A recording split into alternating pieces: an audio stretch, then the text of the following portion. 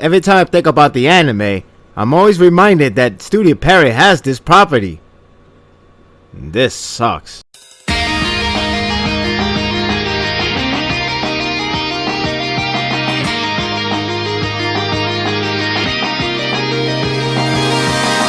This chapter itself, even though we will never see it animated, but then again, never say never, is a very thrilling and bone-chilling chapter. This got me really hooked by the end, especially with the way how it was presented. Something that really requires a soundtrack that plays off a very haunting feeling, and then you get that sense of vibe. Something real dark is about to take place. Once again, doing a hell of a job on capturing the raw emotions from these characters. There's an interesting info on the RC levels. It's great to see more reflection on that. As time goes by, there should be a recount on that approach, especially these Q Squad. Seems like they have everything easily done. However, it is turning out that they are turning into ghouls slowly, so long they keep using the RC level to the high level. In this case, Urie has already surpassed over 1,000, in fact over 1,900. That is foreshadowed that he's going to end up being a complete ghoul. So there is a repercussion for having experimented as Quinks. And it also explains why Urie did not like the taste back at the Masuri's home, when you recall that he was eating dinner and he felt like it tastes a little bit weird. Now it could still be argued that he's tasting human, or the fact he's tasting human food, but it has gone really raw for him because he's turning slowly but surely ghoul. Now of course that flashback takes place after fighting against Alma. However, it raised to the high level, and Urie is the one that uses his RC level more on an extreme basis rather than how other ones are being more careful. What's also interesting is the small subtle hint that Muski is already in the level of a ghoul. So in other words, she has no return of being a human. And then we segue to Muski fighting against the Period in a very demeaning manner, especially how they are starting to enjoy this a lot more than we've seen before, which is not a good case at all. Not only that, but even Aura, not the aunt but the nephew, is having a thrill on killing these Period. Even if they are the enemies, nobody should be feeling entertained. That is not a good sign, especially Muski is like a mentor towards Aura, which is the wrong choice at this point. We even have a small subtle character development that Suzuya did not like that approach that he's seeing from these two. He reminded of himself back then where he was enjoying killing humans, enjoying doing horrible deeds. Now Suzuya is more grown up, and I like that subtlety they have with these characters. It also goes back with Urie by the end of this chapter, which I will get to that soon, but I like these subtle hints of what they have evolved from the time when we first seen them in flashback, or even their introduction to the series. There's also one subtle, and maybe it could be nothing or it could be really something that is coming from Furata, talking about if they have noticed anything. Now this is hard to say if they're talking about the Period, if they notice if the Periods aren't really Period, or there's more than meets the eye. It's kind of vague, but it makes you want to think maybe these Period aren't really what we think they are, because even though we could buy to the idea that they're just scrubbed, they just die happily, perhaps they could be somebody like they know, or they probably are humans, but we don't even know if they are truly humans. In fact, one could argue that could be Kanu's experiments, which I don't even know if Kanu is with them or not. It was on the low key to understand who Kanu's is going by, especially that Ogiri is no more. But then again, you remember if Furata and Kano did have some connection, so maybe that is a hint that they are working together. There's also another possibility of thinking something else, like such as, oh, how everything seems so planned out, like everything is just going accordingly. You can take it that way as well. Times will tell. It is an interesting note, so we got to keep that in mind. The Kaneki and V organization chasing scene was actually pretty neat. It was fun to see how Kaneki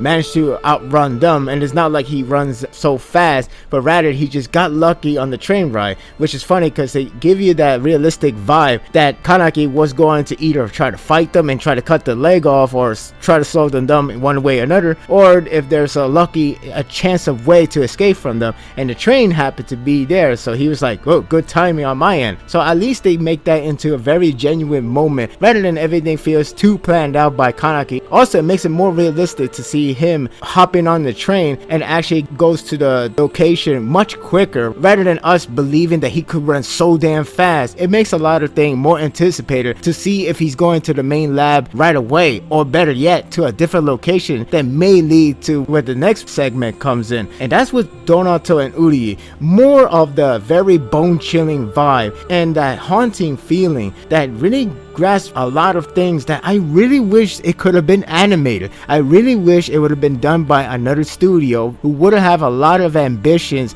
to create a very bone-chilling vibe, something that is just so scary to go through the process, like a moment of a horror film, a really good horror film. Urui and Donato confrontation was also interesting to take note, especially with Donato telling Urui, what if he were to say Kanaki is behind the parry attack, and instead of having the cliche route of Urui actually buying into that story and just fall for it, he's actually more thoughtful than he looks. Again, these small subtle character development that we've seen done from their past self is really noticeable, and it's really greatly told. They could see the connection they have already in their background and their history. So Urui did not buy that idea that Kanaki is the one behind the parry attack, and he knows that parry that didn't have any need of Kanaki, even though there is a need, but just not that kind of way. There is always a special case, since we know he was always rash back then, especially with the whole promotion. Everybody remember that kind of character. Now he's more thoughtful, and thankfully he doesn't buy that story. So it makes me hopeful to see how the reunion between Urui and Kanaki goes down, instead of being like traitor this, traitor that. Now the only one that's having that problem is Ora, because he's enjoying the killing and he's still real upset that Kanaki betrayed them and also his aunt. Also, what I like about this part is just the rising tension,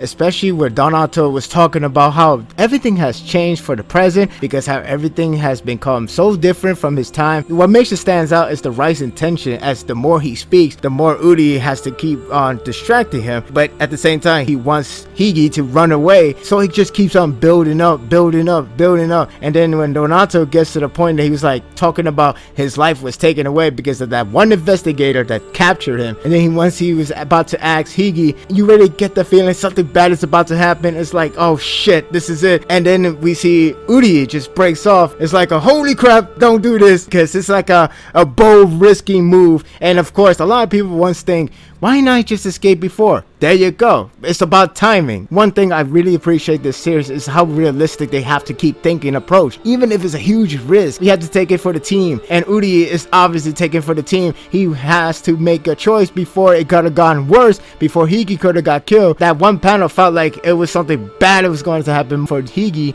but instead Urui escapes and then takes down Donato. Also, I have to appreciate the whole presentation in this chapter. While it's not the best visual, it has a lot of right tensions of building up the heart-pounding moments, as well as the really fun goose chase, I guess you could say, with Kanaki. It was pretty thrilling. Kind of wish it went longer, but it is what it is. Also, those subtle details, especially with Suzuya reflecting himself, enjoying the times of killing, and he just find it disgusting. That gives you the subtle hints. And once again, the dark vibe in the last part of the chapter returns here. You're just missing a soundtrack. That's all it is missing, because that's what it feels like. What also captured greatly is the heart-pounding moment by the end, where you just want Urui break his neck, because we know Kagane comes from the back. It is a life-risky move that Urui has to put up, but it just gets you in a very scary position if Urui can break his neck, and it's just not happening. As soon as Donato stands up, it's like, come on, break his neck already. It doesn't make me say it out loud, but it got me thinking, because it got me compelled by his panels and the way how it builds up so much tension. And then where Donato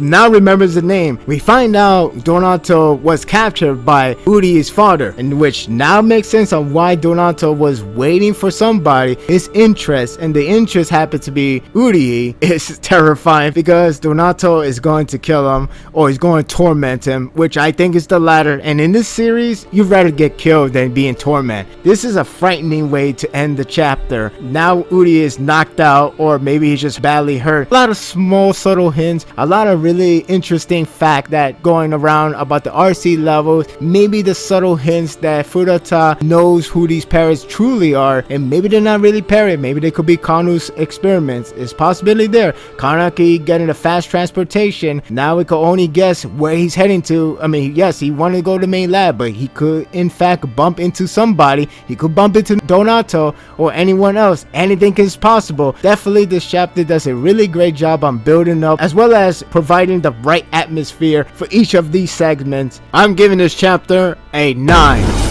Really thrilling chapter in my opinion. I really enjoyed everything that's building up and everything, small subtle hints of the developments these characters has gone through. And now we have this situation with Uri and Donato. It seems like Donato may going to torment him. I'm not sure if he's going to stay in the same location or they're going to move away and just take him like a hostage. It could be the case that he's going through the Kaneki moment from the last series. Anything could happen. I think maybe Kaneki will bump into Uri and Donato. Do you think that's what's going to happen? Or do you think Uri is a goner? Leave a comment below. Things is really getting heated up in this series. And I could have sworn we just started this arc not too long ago. Things are really hastening up in a really good way. Not really saying it's a very fast pace, but it's definitely on the right track. My thoughts are told. Don't let yours on hold. Leave a comment below. Thank you for watching this video. If you like this and want more of this, subscribe to my channel and my world will be yours to stay.